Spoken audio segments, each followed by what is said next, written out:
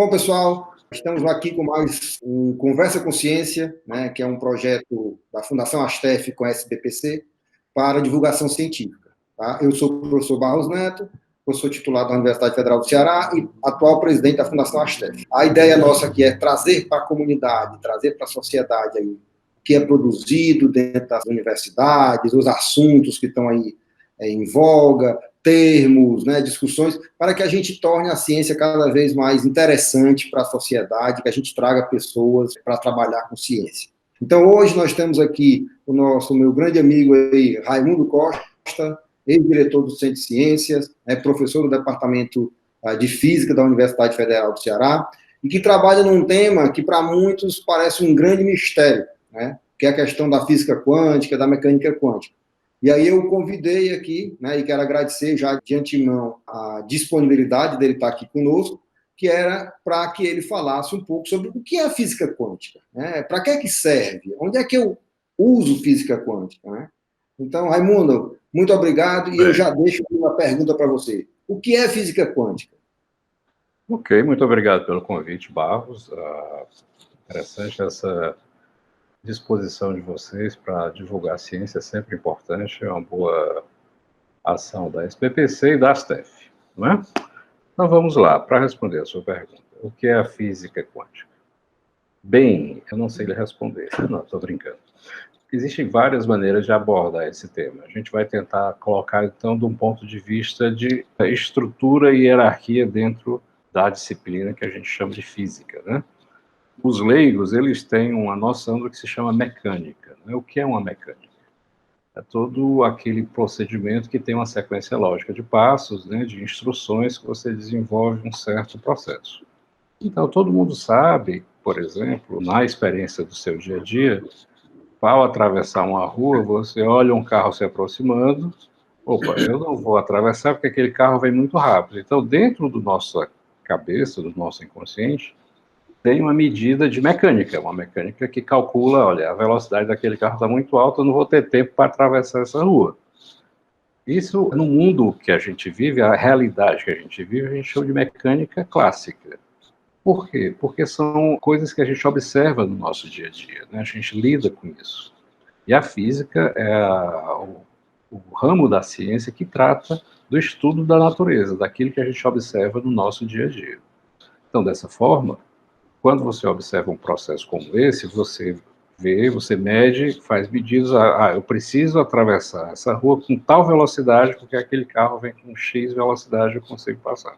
Esse é o nosso mundo clássico, é a nossa realidade do nosso dia a dia. À medida que a história foi se desenvolvendo e a ciência foi se desenvolvendo, as pessoas começaram a descobrir outros fenômenos e dominar certos fenômenos da natureza.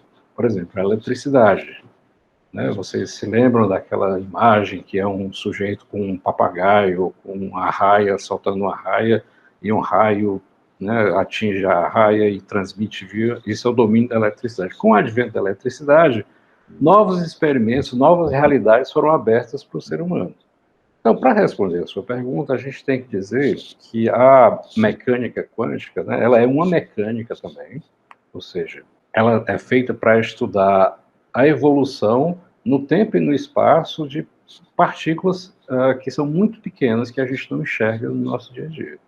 Por exemplo, eu sei calcular a evolução de um objeto da minha natureza, macroscópico, porque vocês, lá do segundo grau, no primeiro grau, tem formulazinhas que o professor coloca, decora, tal, tudo mais, e se aplica.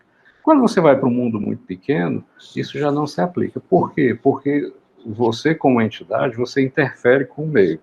Para dar um exemplo disso, eu chego já lá, calma, pessoal. O negócio não é tão raso assim, não. Tem que ser um pouco mais, tem que ser uma aproximação, tá certo? Lenta. Por exemplo, quando o ambiente que você está aí, que você foi feito onde você está sentado, a cadeira que você está sentado, ela foi moldada para lhe caber, né? À medida que você fosse um pouco mais gordo, tivesse 100 quilos ou algo desse tipo, essa cadeira não ia lhe caber. Se você tivesse 3 metros de altura, você ia passar e ia bater em tudo que era teto, ou seja, o seu tamanho importa para você interagir ou não com aquilo que lhe serve. À medida que você vai diminuindo, olhando o tamanho das coisas microscopicamente, essa mesma mecânica, essa mesma observação que eu faço ao observar um carro se aproximando, eu calculo o tempo para atravessar a rua, eu não posso mais fazer. Por que eu não posso mais fazer isso? Porque na hora que você vai para um universo muito microscópico, muito pequeno, essas leis não se aplicam. Por que essas leis não se aplicam? Porque, primeiro, né, a matéria é constituída de átomos. Então, a hora que você vai vendo essa coisa mais microscopicamente, você não vê mais a estrutura completa do objeto. Você vê partes internas do objeto. Então, essa mecânica usual não serve. Então, espaço igual a espaço inicial mais velocidade vezes o tempo não se aplica mais. Então, a mecânica quântica basicamente é isso, a física quântica, como você chamou. É uma nova mecânica, com novos paradigmas, com novas equações, uma nova álgebra, uma nova matemática para descrever processos subatômicos de partículas muito pequenas.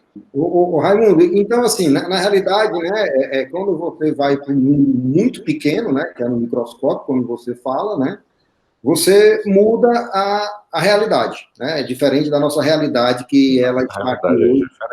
Né? Então, e aí tem até a questão lá da incerteza, né, que faz parte. Aí deixa eu lhe dizer o que é que acontece. Aí eu vou explicar por que a mecânica quântica ela é cheia de tanto misticismo, entre aspas, e até esoterismo. As pessoas acham uma coisa esotérica. Falam de cura quântica, uma série de coisas nesse aspecto.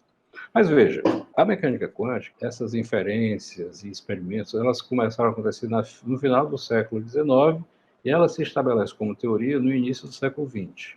Então, a mecânica clássica de newtoniana, que a gente de Isaac Newton, por exemplo, se você observar que Newton foi lá do século XVII, século XVIII, por ali, se você observar, o tempo que a humanidade passou sob o domínio da mecânica clássica é muito maior do que o tempo que a gente tem até agora com a mecânica quântica, só para a gente ter uma noção de história. Né? Então, o que acontece? A mecânica clássica ela é puramente determinística.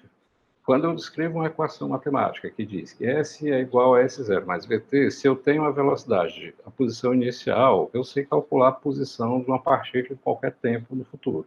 Então, imagine. Então, as pessoas dizem, ora, então, se todo o universo fosse regido pela mecânica clássica, eu soubesse a equação do movimento de todos os átomos do seu corpo, eu saberia o futuro do Barros Neto. Porque eu saberia descrever a trajetória de cada molécula, então, eu saberia o futuro dessa molécula. Só que no mundo microscópico não funciona dessa forma devido às interações dessas partículas muito pequenas. Então, a equação que descreve o movimento das partículas no mundo microscópico, claro que eu não vou entrar em detalhes matemáticos, que não interessa aqui, não conversa rápido. O que importa dizer é que essas interações fazem com que a equação que é descrita nesse mundo microscópico ela não seja determinística, ela é probabilística. Ou seja, eu não sei medir, eu não consigo medir certas coisas com precisão. Alguém pode dizer, mas é porque a gente observa, claro, de um ponto de vista antropocêntrico, né? A gente vê se do ponto de vista humano, eu não consigo medir. Se existisse uma criatura de nanômetros ou angstroms que fosse um ser vivo e tivesse um equipamento e fosse medir, talvez ele visse outra coisa, mas isso não existe. A gente tem que ver da nossa realidade, o que a gente enxerga. Então, a gente não consegue medir com certeza certas propriedades. O que a gente consegue medir são probabilidades. Mas veja que mudança de paradigma grande, tanto na ciência quanto na filosofia, na virada do século. Então, muitos filósofos começaram a dizer, poxa, como assim? Agora o nosso mundo, a nossa realidade, aquilo que me compõe, né, porque nós, seres humanos, somos feitos de partículas, de átomos, moléculas e tudo mais, elas são regidas por um mundo probabilístico. Aí houve um grande debate, Einstein veio com aquela frase, eu não acredito nisso, porque Deus não joga dados, né? Essa é uma frase muito famosa, mas ele acabou tendo que reconhecer que a mecânica quântica é uma teoria que funciona, de fato, se você observar, é a teoria que mais funciona de todas as que existem na física. O que é que eu quero dizer com mais funciona? Que mais resultados e aplicações tecnológicas existem. Então, por exemplo, essa conversa aqui que a gente está tendo só é possível por causa da mecânica quântica. Por quê? Porque a gente foi capaz, com essa teoria, de prever certas propriedades físicas dos materiais que levaram ao desenvolvimento de transistores, diodos, da toda a eletrônica que a gente conhece hoje. e foi avançando, né?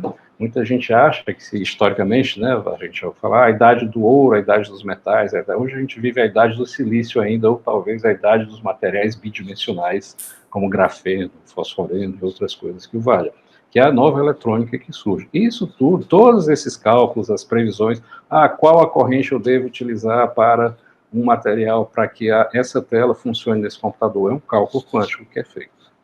Então, o seu celular que você usa no seu dia a dia, ele tem uma plaquinha, né? A placa queimou, aí lascou, né? Quando a placa queima, lascou. A placa é feita de um material, tá certo? De um material geralmente semicondutor, que ele conduz ou não conduz, dependendo daquilo que você aplica, da corrente elétrica que você aplica, né? Do campo elétrico que você aplica nesse material. E isso tudo é governado, essas equações, todos esses cálculos, para que ele tenha um bom funcionamento eletrônico, vem da mecânica quântica. Voltando para a questão da probabilidade. Então, como você não tem uma equação que é determinística, você tem uma equação agora que é probabilística, você tem algo chamado função de onda, que por si só não tem um significado físico, mas o módulo quadrado dela é uma expressão matemática, né? Ou seja, ela representa uma probabilidade, ela tem um significado físico.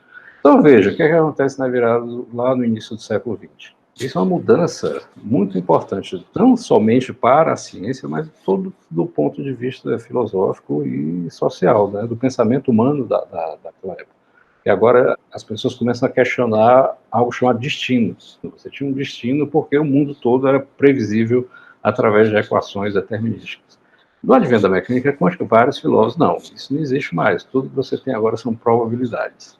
E do ponto de vista de tecnologia, essa incerteza na previsão da posição das partículas ou de suas velocidades, que é dominado por uma grandeza chamada princípio da incerteza, certo? Uma relação chamada princípio da incerteza, ela basicamente diz isso. Na hora que eu defino a posição de uma partícula subatômica, eu defino naquele instante, mas eu não sei no instante seguinte. Por quê? Porque eu não sei determinar a velocidade dela. Porque existe uma relação intrínseca que diz que o produto dessas probabilidades tem que ser finito. Na hora que eu tenho um conhecimento total sobre uma coisa, se eu tenho 1 de informação, a outra é 0 para conservar. Então, eu não tenho como saber onde é que é a velocidade da partícula se eu sei a posição. E se eu sei a velocidade, eu não sei a posição. É o chamado princípio da incerteza. Em cima de tudo isso, são construídos modelos matemáticos, uma álgebra toda modificada, que faz com que você resolva problemas físicos inimagináveis. Por exemplo, o átomo de hidrogênio, tá certo? Que é o átomo mais simples que a gente possui, ele tem lá um elétron, né? O átomo de hélio possui 2 elétrons e tudo mais. Então, você, com essa teoria lá em 1926, 27, 28, você consegue resolver exatamente o átomo de hidrogênio, usando essa teoria maluca probabilística. Então, você, com essa teoria probabilística, você consegue prever exatamente os níveis de energia do átomo de hidrogênio, que naquela época as pessoas já conseguiam medir no laboratório. Tá certo? Aí, opa, essa teoria, ela tem o seu valor. Né? E a partir daí, foi se desenvolvendo. Então, você começa a resolver essas questões, você começa a entender melhor o funcionamento dos átomos e, consequentemente, dos materiais. Quando você domina os materiais a esse nível microscópico, o mundo tecnológico se abre, e o da eletrônica, principalmente. Certo? Então, tudo que você vê hoje de sistemas eletrônicos e dessa coisa que é a supercondutividade, certo? Vem, tá certo? Todos os cálculos são feitos utilizando essa teoria chamada teoria quântica. Né?